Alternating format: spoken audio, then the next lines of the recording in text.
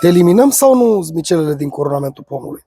Ei bine, până a vedea ce facem în diferite situații, trebuie să discutăm puțin despre zmicea. Ce este zmiceaua?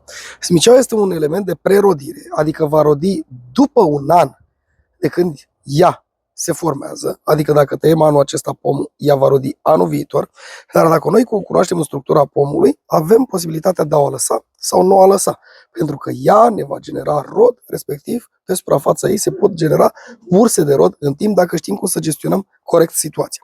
În schimb, ceea ce vă pot spune este că zmicelele pot fi de mai multe feluri, unele de vigoare mai mare, unele de vigoare mai mică, unele pot fi îndreptate spre orizontală, la un unghi de inserție mai mic, unele pot fi îndreptate spre verticală sau pot fi îndreptate în prelungirea unei ramuri secundare. În toate aceste cazuri trebuie să gestionăm situația din interiorul pomului.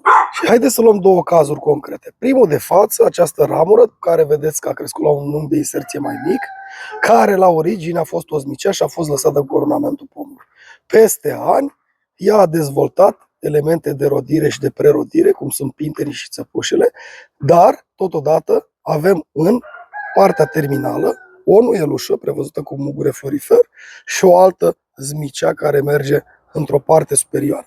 În acest caz, noi putem interveni în felul următor. Dacă spațiul ne permite, o lăsăm pe aceasta să ne genereze creștere.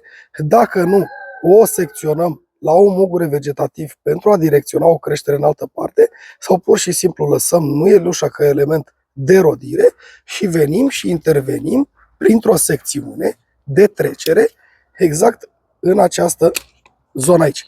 Astfel, noi, din această zmicea care a fost inițial, creăm o viitoare bursă de rod, lăsând doar elementele de rodire și de prerodire pe ea și astfel s-a intervenit în cazul unei zmicele care a fost lăsată în coronament.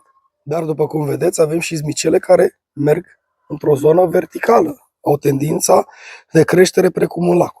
În cazul de față, chiar dacă este un element de prerodire și a poate garnisi rod anul viitor sau elemente de rodire sau de prerodire, în acest caz venim și facem o secțiune la inel în coronament, pentru că nu avem nevoie de ea, una la mână pentru că ea crește vertical, iar a doua la mână vor crea conflicte în viitor în această parte a coronamentului.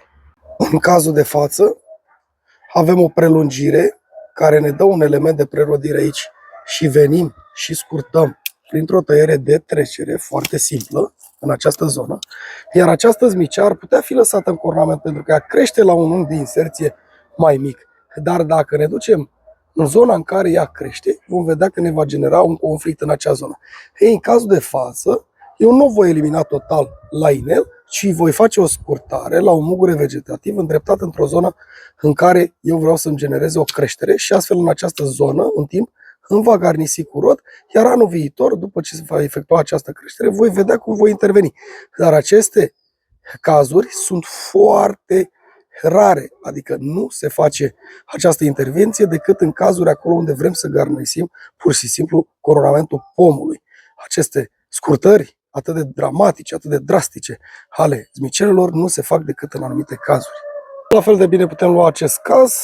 În prelungire avem o zmicea care merge în exteriorul coronamentului, după cum vedeți. Avem aici o țăpușă, un element de rodire.